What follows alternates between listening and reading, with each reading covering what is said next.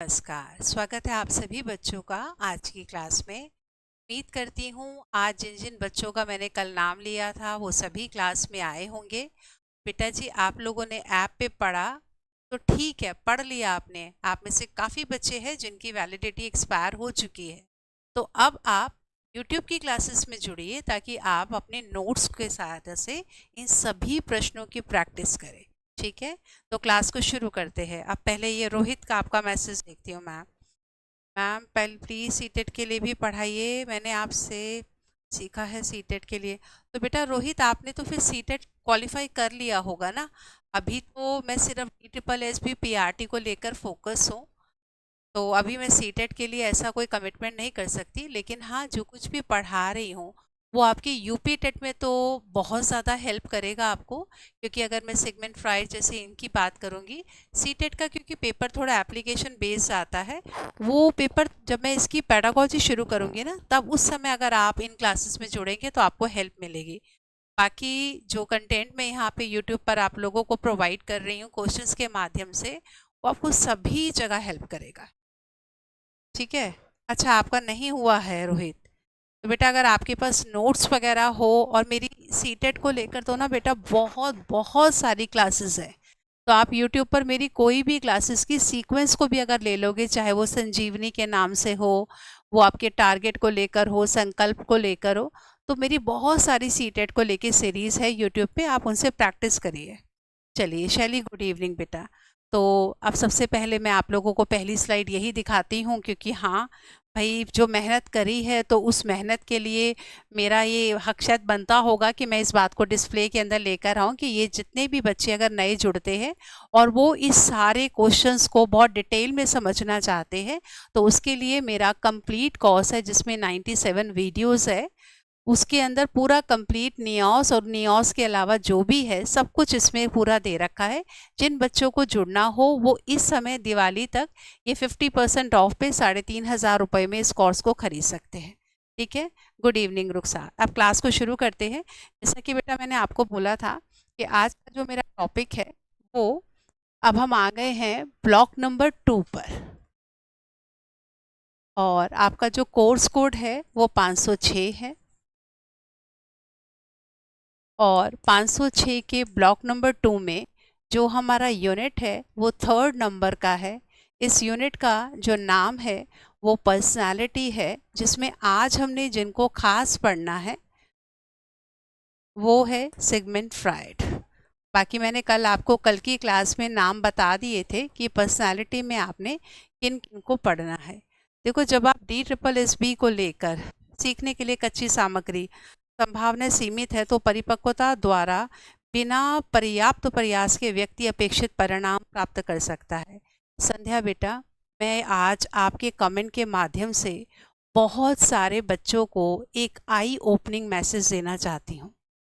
जो लाइन आपने लिखी है वो नियोस में से है, ठीक है, लेकिन नियोस में हिंदी और इंग्लिश को लेकर इतना ज़्यादा ट्रांसलेशन का मिस्टेक है कि अगर आपने दोनों को कंफर्म नहीं करा तो आपका भविष्य खतरे में पड़ जाएगा। जो लाइन ये हिंदी में दे रखी है, इसी को अगर आप इंग्लिश के अंदर लेकर चलेंगे तो इस इंग्लिश के अंदर इसका मीनिंग ये है कि मैच्योरिटी एंड लर्निंग दोनों का ही डेवलपमेंट के अंदर बहुत बड़ा रोल है। तो अगर आपको मैच्योरिटी, जो कि काफ़ी हद तक हेरिडिटी के साथ जुड़ी हुई है, तो मैच्योरिटी और लर्निंग इन दोनों से ही आपका डेवलपमेंट होता है। अब वो कहता है कि जो मैच्योरिटी है वो आपको कच्ची सामग्री देता है। वो कच्ची सामग्री का मतलब ये है कि जो गुणों का प्रकट होना है, गुण तो आप में है, ठीक है। एक बच्चा जो नॉर्मल पैदा हुआ है उसमें चलने का गुण है, बोलने का गुण है, लेकिन फिर भी वो बच्चा अपना पहला शब्द 9 से 12 महीने में बोलता है। तो जब उसका वोकल कॉर्ड्स वगैरह सब कुछ नॉर्मल है, तो फिर वो बच्चा 4 महीने में क्यों नहीं बोल लेता? क्योंकि जब तक मैच्योरिटी नहीं आएगी तब तक गुण अपने आप को प्रकट नहीं करेंगे। तो जो मैच्योरिटी है वो ये बताता है कि हमारे को हेरिडिटी से जो भी गुण मिले हैं वो परिपक्वता आने पर ही वह गुण खुद ब खुद प्रकट हो जाएंगे। तो जो गुण आपको मिले हुए हैं आनुवांशिकता के द्वारा, वो कच्ची सामग्री है। तो यहाँ कच्ची सामग्री का मतलब है आनुवांशिकता से प्राप्त गुण। अब ये गुणों का जो एक तरीके का एक्सप्रेशन है, यानी कि ये गुण जो है वो कब आपके उभर के सामने आएंगे, जब आप इसको लर्निंग के साथ सप्लीमेंट करेंगे। लर्निंग जो कि आपको एनवायरनमेंट से मिलती है जब आप सीखते हैं। तो ऐसा नहीं है कि अगर आप में गुण नहीं है तो मैं कितना ही एफर्ट डाल लूं मेरे को विकास में अपेक्षित परिणाम नहीं मिलेंगे। तो लाइन जो है वो हिंदी में जो ट्रांसलेशन है वो गलत है। कहने का मतलब ये है विकास के अंदर आपका मैच्योरिटी एंड लर्निंग दोनों का होना जरूरी है।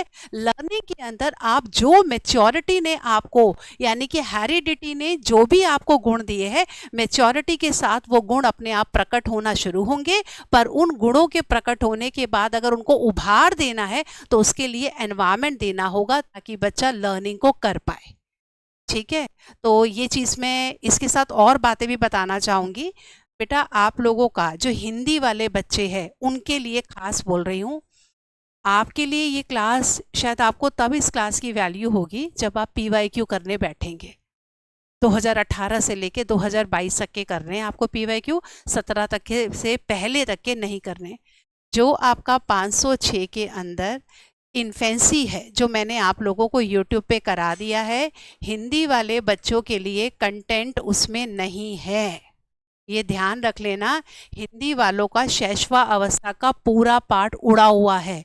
वो सारा पार्ट अगर आपको करना होगा तो आप इंग्लिश वाली 506 में जाना, वहाँ पे ये पार्ट मिलेगा आपको। तो अगर आप एक ही मीडियम की बुक फॉलो कर रहे हैं, क्योंकि बच्चे तो नॉर्मली एक ही मीडियम की फॉलो करेंगे, आप करें, लेकिन अगर आप एक सिक्योर टीचर के साथ जुड़े हुए तो वो कम से कम आपको बताता चलेगा कि आप यहाँ पे गलत हो, यहाँ आपका कंटेंट मिसिंग है, यहाँ से आपको सप्लीमेंट करना है। और जितनी बातें नियोस में गलत लिखी गई है ट्रांसलेशन के कारण, वो सारी मैंने एप्लीकेशन पे करेक्ट करा रखी है। टीचिंग एप्टीट्यूड EMRS के लिए इम्पॉर्टेंट है जो आप पढ़ा रहे हो। मैं आपको क्या कहूँ, मेरे पास इस समय बच्चे इतने नहीं हैं, क्योंकि बच्चों के पास नाम बड़ा होना बहुत ज़रूरी है, तभी जुड़ते हैं।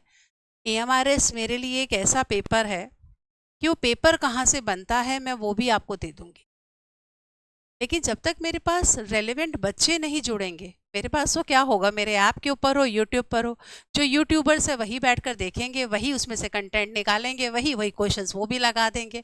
तो मैं किसको पढ़ाने के लिए बैठी हूँ? मैं यूट्यूबर्स को पढ़ाने के लिए थोड़ी बैठी हूँ। मेरे पास तो वो जानकारियाँ हैं जिसे सुनकर अगर बच्चों को पता चल जाए तो आप हैरान हो जाएंगे।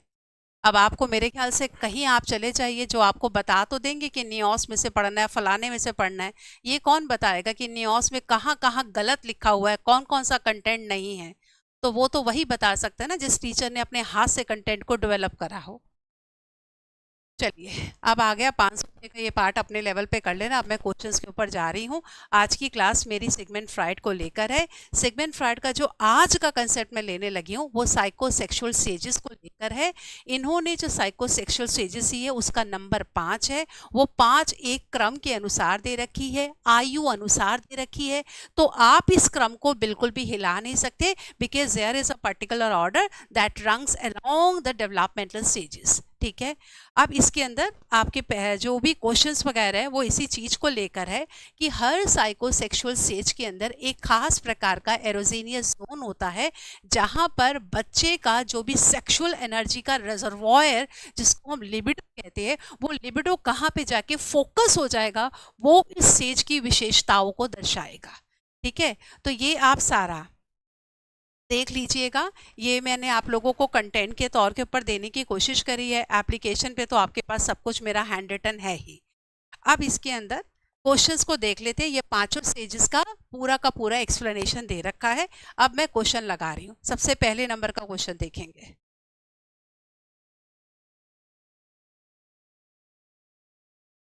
बेटा संध्या, मैं बहुत आभारी हूँ जो बच्चे इस बात को इतना भी अगर एक्नॉलेज कर दे कि टीचर ने आपको ईमानदारी से पढ़ाया है। आपका सिलेक्शन मेरे लिए बहुत खुशी की बात है। मुझे याद है कि आपकी अच्छी रैंक भी है, तो आपने मेरे को मेरे चैनल के ऊपर शायद आपका एक शॉर्ट भी बना हुआ है। तो अब आप ज़रूर, जितने भी मेरे KVS के बच्चे सिलेक्टेड है, क्योंकि 2022 में बहुत बच्चे सिलेक्ट हुए हैं, मैं चाहूंगी कि वो बच्चे अपने अपने होम टाउन में, या जितने बच्चे दिल्ली बेस्ड है वो तो अपना दिल्ली वापस आ जाए। रोहित, मैं ज़रूर आपकी बात के ऊपर ध्यान दूंगी। चलिए, आंसर पे निशान लगाएंगे। फ्राइड के accordingly critical period of personality development क्या है? इसमें जिन मनोवैज्ञानिकों के जिन लोगों के नाम दिए गए हैं उनकी कुछ कोटेशंस वगैरह है जो एप्लीकेशन पे मैंने प्रॉपर लिखवा रखी है। उनमें से मैं वर्बली यहाँ पे काफ़ी सारी बोल दूंगी, तो आप याद रखिएगा। हिमांशी का आंसर आ गया है ए, प्रिया का भी ए है, शैली का भी ए है। तो आप सबका आंसर बिल्कुल ठीक है। तो इन्होंने ये बोला है, इस लाइन को अब दोबारा सुन लेना।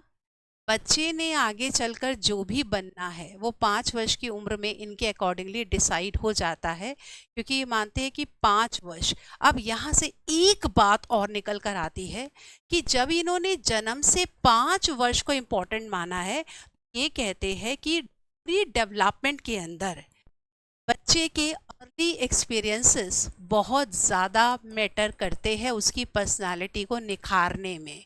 तो ये आरंभिक अनुभवों पे ज़्यादा जोर देते हैं बजाय कि बाद के अनुभवों पर। तो इनके अकॉर्डिंगली आरंभिक अनुभव जो है वो इम्पॉर्टेंट है। तो कुछ लोग मानते हैं लेटर एक्सपीरियंसेस को और कुछ मानते हैं आरंभिक अनुभवों को। तो ये इस श्रेणी में आते हैं जिन्होंने आरंभिक अनुभवों को इम्पोर्टेंट माना है। Next question. फ्राइड के अनुसार व्यक्तित्व को जो कंट्रोल करती है, जिसके कारण आप you can easily determine the personality type of a person, तो उसके लिए क्या चीज़ है जो फ्राइड के अकॉर्डिंग इम्पॉर्टेंट है? Is that the libido, Eros, Thanatos और लाइफ फोर्स? बताएंगे। रोहित, मेरी ऐप का नाम है ब्रेन एनरिचमेंट अकेडमी, और मेरे चैनल में सीटेट की भी काफ़ी क्लासेस डली हुई हैं। आप वो भी देख लीजिएगा, और बाकी जिस प्लेटफॉर्म से आप मेरे साथ पहले जुड़े थे उस पर तो मेरी भरपूर क्लासेस है यूट्यूब पर। सेकंड वाले का लिबिडो, रोज, थैनाटोस, तो ये आंसर आया है ए वाला। अच्छा, अच्छा, आप एप्लीकेशन के ऊपर हो संध्या? अच्छा, मुझे इस बारे में नहीं पता था कि आप एप्लीकेशन के ऊपर आपने कोर्स ले रखा है। चलिए, ठीक है। रुखसार का भी सेकंड का ए है, तो ये कहलाता है आपका लिबिडो। इरोज आपका क्या है? ये भी आपका लाइफ इंस्टिंक्ट है। थैनाटोस आपका क्या है? ये आपका डेथ इंस्टिंक्ट है। तो इन्होंने लाइफ इंस्टिंक्ट भी दिया है और डेथ इंस्टिंक्ट भी दिया है। आगे बढ़ जाते हैं अगले क्वेश्चन की ओर। फ्रायड का ये मानना था कि हर अवस्था में, चाहे वो ऑरल हो, एनाल हो, हर अवस्था में लिबिडो एक खास जगह पर जाके केंद्रित हो जाता है। तो उस खास जगह को हम क्या कहेंगे? उसका नाम आपको बताना है।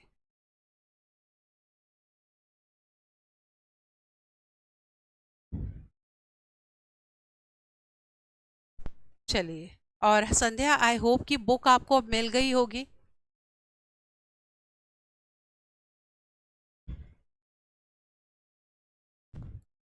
चलिए, तीसरे नंबर का निशान लगाएंगे।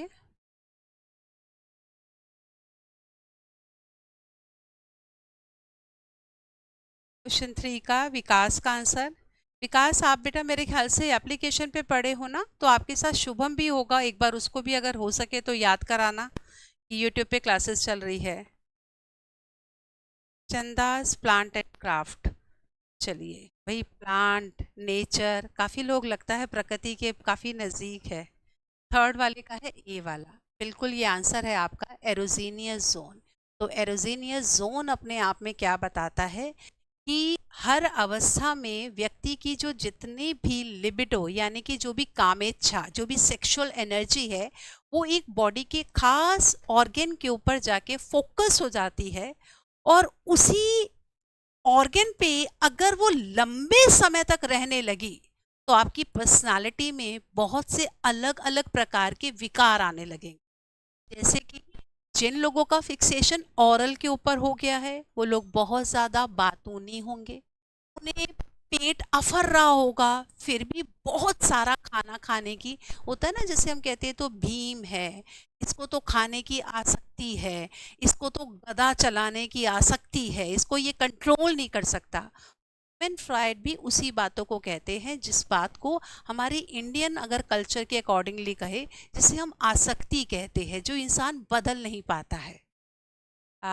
लाइटिंग प्रॉपर नहीं है प्रिया। अच्छा, लाइट नहीं आ रही है। हाँ, यही नाम है प्रिया। लाइटिंग मतलब आपको दिखाई नहीं पड़ पा रहा है, ऐसा कह रही हूँ बेटा। मैं दोबारा से 1 मिनट देखती हूँ और लाइट्स ऑन करके देखती हूँ।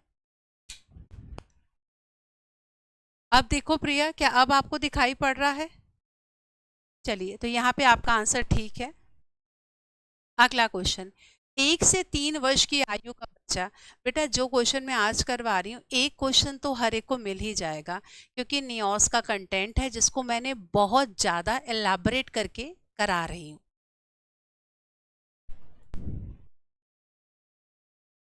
प्रिया, आप देखो बेटा, कुछ अगर आपको इम्प्रूवमेंट लगी हो, because I have switch on other lights also. अच्छा, बोर्ड विजिबल है। कोई बात नहीं, मैं आपको थोड़ी डार्क दिख रही होंगी ना, वो तो कोई बात नहीं, मुझे अपना चेहरा थोड़ी दिखाना है। मेरा क्वेश्चन का चेहरा उजला है बस, ठीक है, मेरा तो जैसा है सो ऐसा है। ठीक है विकास।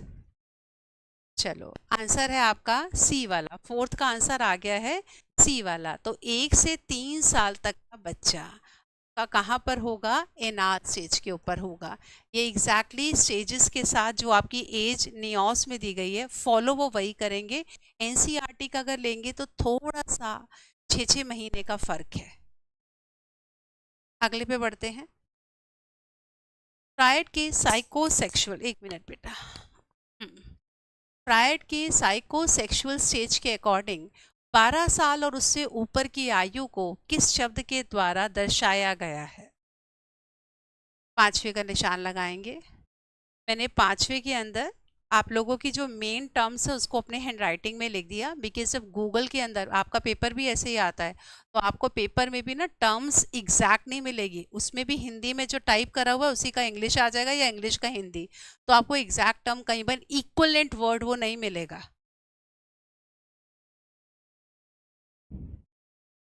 चलिए, निशान लगाएंगे 5वें का।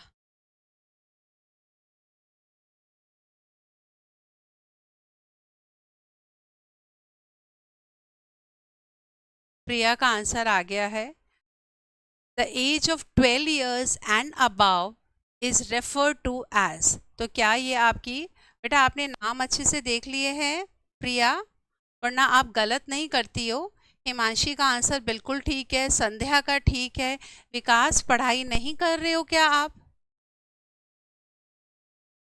चलिए, यहाँ पर आंसर आपका क्या बनेगा? बेटा, जब लिखा है प्रिया 12 years एंड अबाव विकास, तो 12 years एंड अबाव में तो जेनाइटल बनेगा ना, तो 5वें वाले का आंसर आपका ए बनेगा। बाकी के जितने हैं मैंने हर एक के लिए क्वेश्चन लगा दिया है, इसीलिए अभी मैं नहीं एक्सप्लेन कर रही हूँ, अब आप लोगों को देखना होगा आगे के क्वेश्चंस में। Next question, Electra complex, Oedipus complex. अब आपको इसको बहुत अच्छे से समझना है, ये क्यों आता है, ये कैसे रिजॉल्व होता है, ये किस स्टेज में आता है, हर तरह के का कॉम्प्लेक्स किस खास चीज को दर्शाता है। एज के बारे में क्विक रिवाइज करा देती हूँ बेटा। ऑरल वाला जो है वो आपका जन्म से 1 साल है, जो आपका एनाल है वो 1 से 3 साल है, जो आपका फैलिक है वो आपका 4 से 5-6 साल तक का है। फिर 6 साल से आपका प्यूबैरिटी तक कहलाएगा, आपका लेटेंट स्टेज कहलाएगा। और 13 साल से, यानी कि जब आप प्रॉपर एडोलेसेंस की बात करते हो, तो एडोलेसेंस से टिल लाइफ आपका जेनाइटल कहलाएगा। That is a quick review of all the 5 psychosexual stages. छठे का आंसर आ गया है, लड़की का पिता के अधिक नजीक होना। चलिए, ये तो आप पढ़ रहे हो ना। नीचे वाला आपको पता है बी वाले का ऑडिपस कॉम्प्लेक्स होगा। अब आपने क्या करना है, इसके पीछे के कारण क्या है वो आपकी बुक में नहीं मिलेंगे। बुक में नियोस में फैक्चुअल जरूर मिलेगा, पर कभी भी रीजनिंग नहीं मिलेगी। और दूसरी बात, कंटेंट बड़े ध्यान से पढ़ना, क्योंकि बहुत जगह आपको गलतियां मिलेगी। ऑडिपस एंड इलेक्ट्रा कॉन्फ्लिक्ट समाप्त हो जाते हैं जब एक बच्चे के अंदर वैल्यूज आने लगती है। जो 2021 वाले बैच में जुड़े थे, शायद उनके पास आज भी नोट्स होंगे इन सबके। हाँ, रुखसार, अट्रैक्शन टूवर्ड्स फादर आपका इलेक्ट्रा हो गया, अट्रैक्शन टूवर्ड्स मदर जो कि लड़कों में होता है वो आपका ऑडिपस कॉम्प्लेक्स हुआ। ये क्वेश्चन तो आप लोगों के ना 2014 वाले पेपर में भी है, 2017 वाले पेपर में भी है, पर वो पेपर का ट्रेंड नहीं फॉलो करना। टॉपिक्स तो वह रहेंगे रहेंगे इंपॉर्टेंट, लेकिन उस समय का स्टाइल अलग था क्वेश्चन पूछने का। विकास, सेवेंथ वाले का आ गया आपका A. Freud the Oedipus and Electra complex, बिल्कुल सही है। तो आप मुझे बताओगे कि आइडेंटिफिकेशन का मतलब क्या है, बच्चों में ये कॉन्फ्लिक्ट रिजॉल्व कैसे होता है, ऐसा क्या बच्चों में डेवलप हो जाता है कि अगर मैं कहूँ कि 5-6 साल तक की उम्र में या 4 से 5 साल तक की उम्र में बच्चों में ऐसी कौन सी चीज़ उभरने लगती है कि वो ऑडिपस और इलेक्ट्रा कॉम्प्लेक्स से हट जाते हैं और उनमें कहीं ना कहीं एक वैल्यू सिस्टम जन्म लेने लगता है, तो उसको हम क्या कहेंगे, बताएंगे? सेवेंथ का आंसर सबका सही है A. I am happy that you all have given me the correct answer.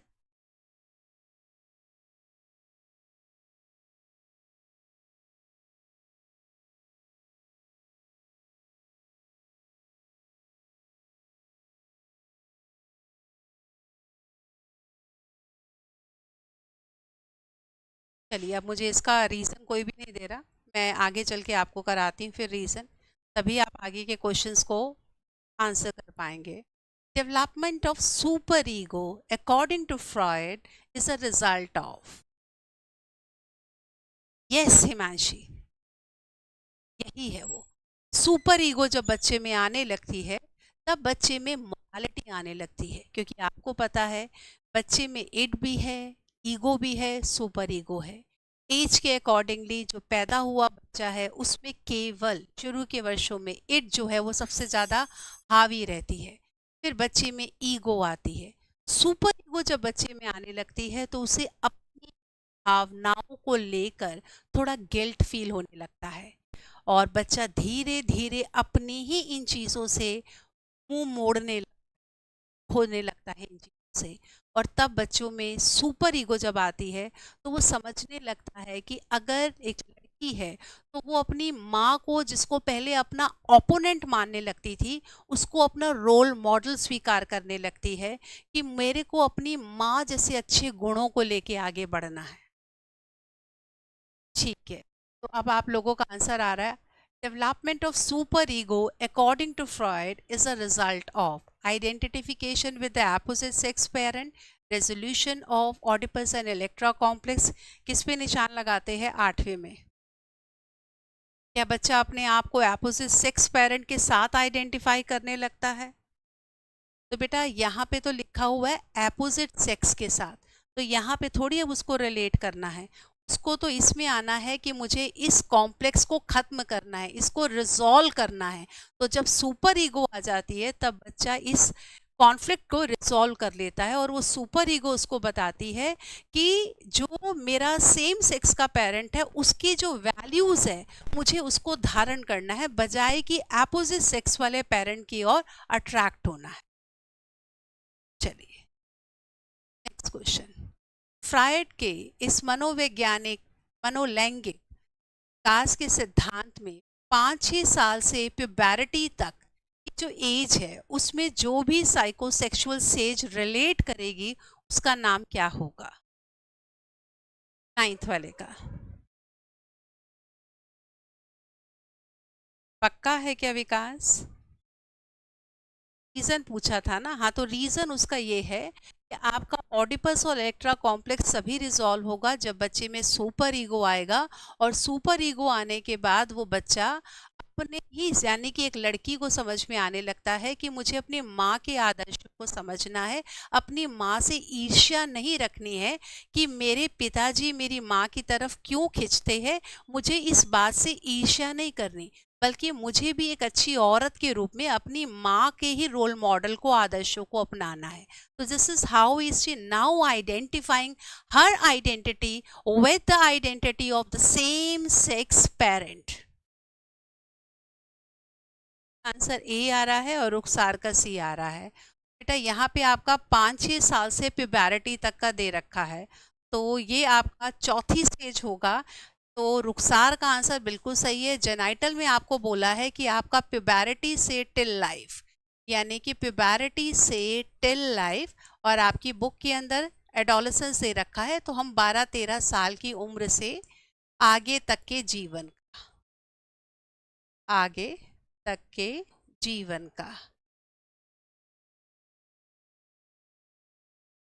ठीक है, चलिए नेक्स्ट क्वेश्चन।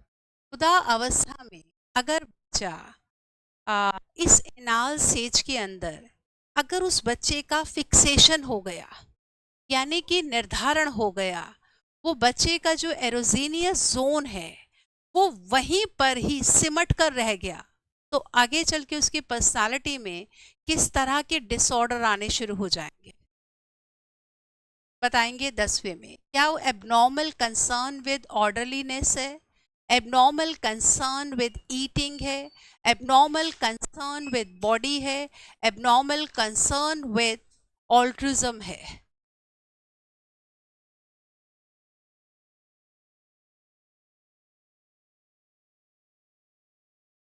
बताएंगे क्या आंसर बनेगा 10th का। ये सेज के अंदर के बनाए हुए क्वेश्चंस है, तो केवल सेज के रट्टे मारोगे है ही पक्का, लेकिन साथ में एक्सप्लेनेशन पता हो।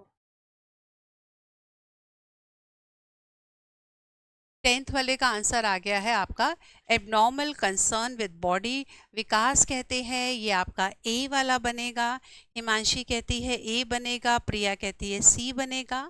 What about others?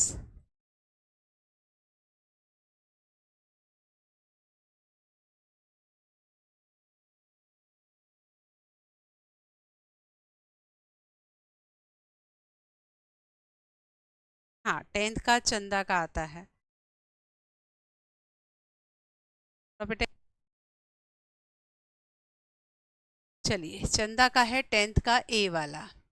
तो जिन बच्चों ने निशान लगाया, प्रिया एक बार इस क्लास को आप दोबारा देख लेना, मैंने यूट्यूब पे भी पर्सनालिटी के नाम की बहुत क्लासेस डाली होंगी। तो यहाँ पर आपका आंसर, एंड ये मैंने जब आप लोगों को ऑफलाइन बुलाया था, जब मैं आपको टॉपिक वाइज रिवीजन के लिए ऑफलाइन बुलाया करती थी, मैं अपने अपने ग्रुप में भी मैसेज डाला था, मैंने इसके ना पूरे आपको नोट्स भी दे रखे हैं, पूरा कंटेंट देती थी जब मैं आपको ऑफलाइन बुलाती थी, और उस कंटेंट के कितने क्वेश्चन होंगे वो दिया करती थी। तो मेरे ख्याल से उस क्लास में शायद आप आई नहीं थी। तो 10th वाले का आंसर अब आपका क्या बनेगा? ए वाला बनेगा। तो ये आपका नहीं है, ऊपर वाले दो कम से कम आप समझ लीजिए जो ज़्यादा इंपॉर्टेंट।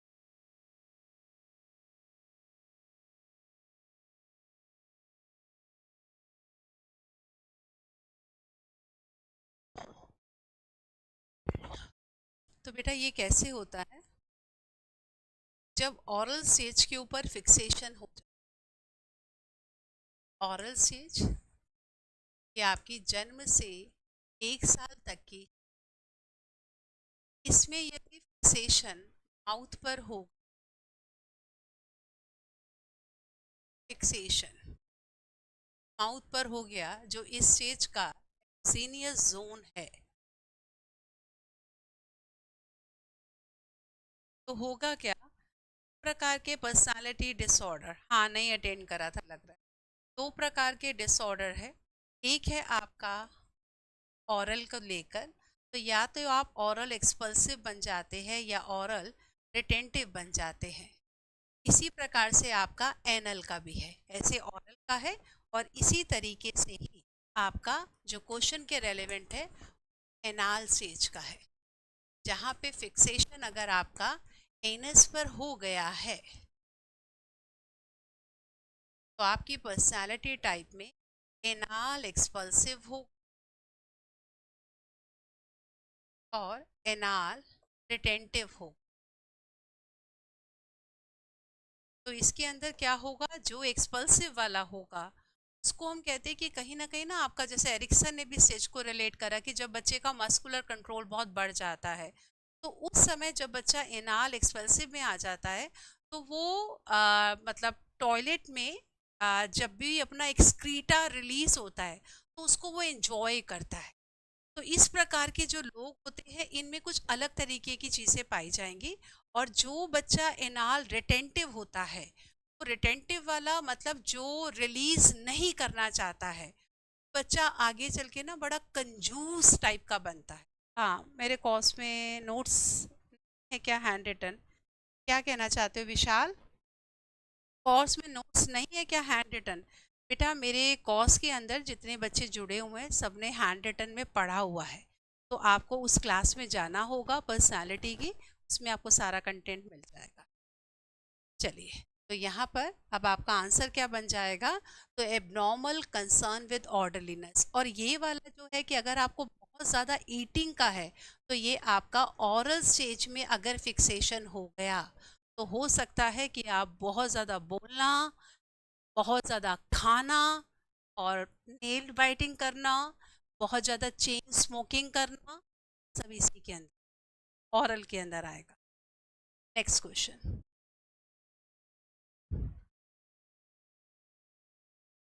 अगर आपको ये स्टेजेस बिल्कुल समझ में आ गई है, तो आप इस स्टेज को, एक तो तरीका ये है कि आप इनको एज के अकॉर्डिंगली मैच करो।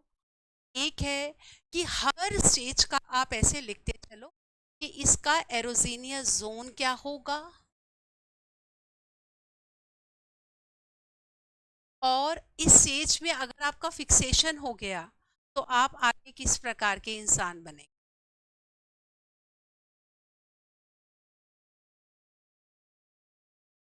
चलिए बेटा, आगे पढ़ेंगे, क्वेश्चन को आंसर करेंगे। इंग्लिश में देखना है आप लोगों को, तो मैं इंग्लिश में कर देती हूँ क्वेश्चन, आप मैच कर लीजिए।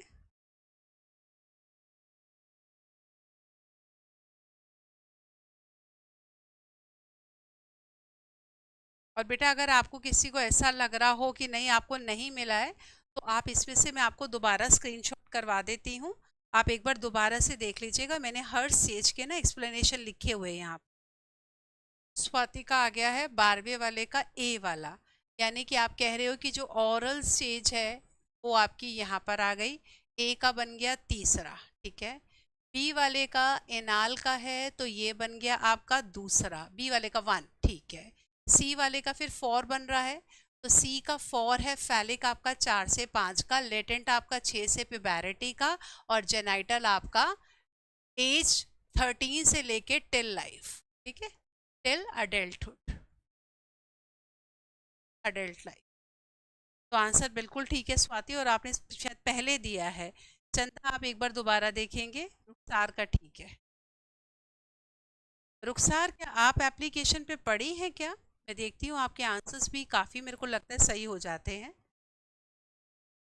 चलिए, the messy and disorderly person is described by Freud as being.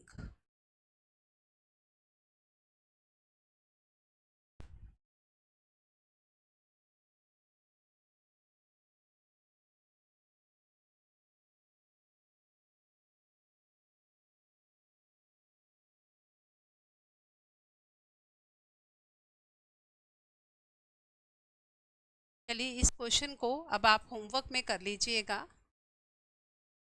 मैं क्लास को थोड़ा ओवर करना चाहूँगी, मुझे कुछ इम्पॉर्टेंट इंडिकेशन मिल रहे हैं, तो मुझे क्लास को अभी कुछ कारणवश ओवर करना पड़ रहा है।